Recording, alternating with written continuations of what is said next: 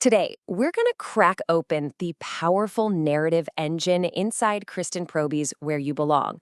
Now, on the surface, yeah, it's a second chance romance. But if you look a little deeper, it's really a masterclass in building a story about survival, about healing, and that long, hard road back to finding home. Right from the very first page, the author's dedication just sets the stage perfectly. This tells you it's not just a love story, it's a message of hope. This one sentence lets us know we're in for a journey that's all about resilience and this idea that, no matter how broken you feel, things really can and they will get better. So, our story kicks off in Bitterroot Valley, Montana. For our two main characters, Brooks and Juliet, this place should feel like home. But it doesn't. Instead, it's a landscape completely haunted by a deep, painful wound that's been festering for 15 years. The entire conflict is built on this immense gap in time. They were the classic high school sweethearts, had their whole future planned out, and then a devastating breakup. It was followed by 15 years of total, absolute silence. And now, Juliet, or Jules as she's called, is suddenly back in town, which forces a history they've both tried so hard to bury right back to the surface. And this is where you can really see how profoundly the past has reshaped them. Juliet wasn't just some girl in love. She was actively planning her future with him. Now, she's a widow, starting completely from scratch. And Brooks, who was this open-hearted kid ready to propose, is now this guarded, successful business owner who was just completely stuck in the pain of that breakup from all those years ago. Oh, this quote from Brooks just says it all, doesn't it? Wildfire. That was his special, affectionate nickname for Juliet. And the fact that he still thinks of her that way, it reveals everything. He's angry, he's so hurt, but that connection, that fire, it's still undeniably there, pulling at him no matter how hard he tries to fight it. So with both of them back in the same small town, you just know a quiet standoff isn't gonna last. The story starts using this series of escalating crises to basically force Brooks and Jules out of their silent resentment and, well, right onto a collision course. And you can just feel the pressure building step by step. It starts small, awkward run-ins at the coffee shop or the grocery store. Then it gets bigger. Juliet's car breaks down, and it's the car she deliberately drives to another town just to avoid his auto shop. And then, finally, the tipping point, a catastrophic flood in her apartment that leaves her with literally nothing. Each step is just designed to systematically break down those walls they've built up. Okay, this moment is huge. Jules is stranded on the side of the road, and of course, Brooks shows up. All his frustration, all those years of pent-up anger and hurt, they just come pouring out in this one line. By using his old nickname for her, Wildfire, he accidentally shows that underneath all that anger, the guy who loved her is still in there. It's the first real crack in his armor, for sure.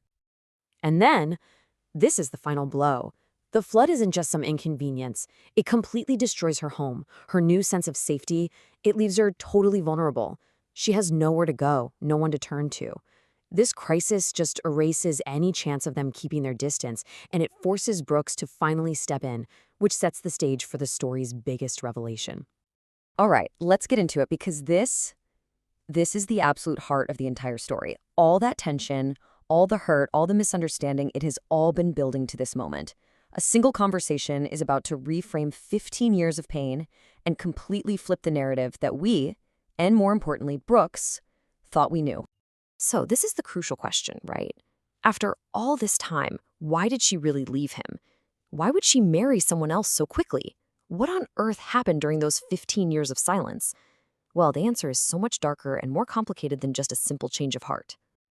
And here's where Jules' confession begins.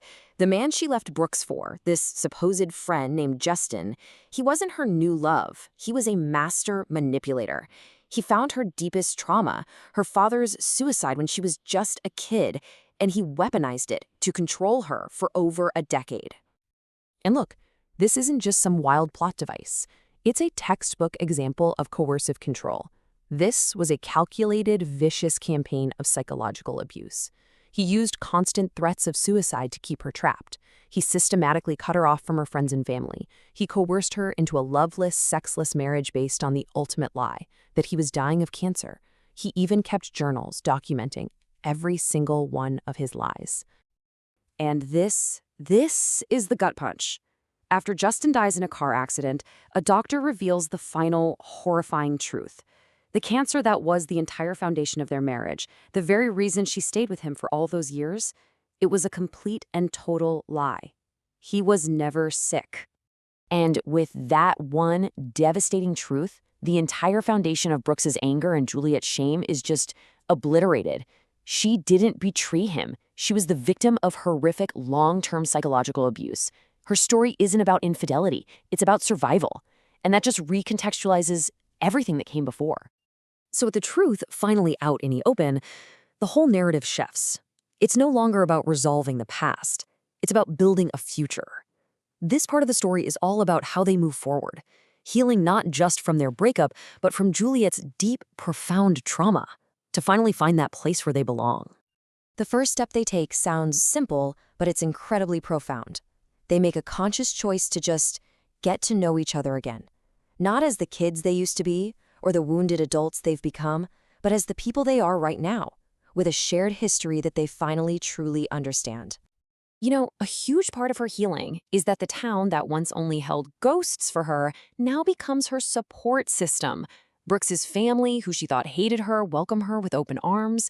She makes new, strong friendships. The whole community just rallies around her, giving her the safety and acceptance she was denied for so long. And then we get this other reveal from Brooks, and it's just heart-wrenching. He confesses that on the very day she broke up with him, he'd just bought a fixer-upper house for them. He was going to propose that night. That house becomes this incredibly powerful symbol of their lost past and the future they now finally have a chance to build. And so their rebuilding process becomes both literal and metaphorical at the same time. They literally gut her flood-damaged restaurant to start fresh. In his house, they create a clean kitchen just for her, a clear symbol of care and safety.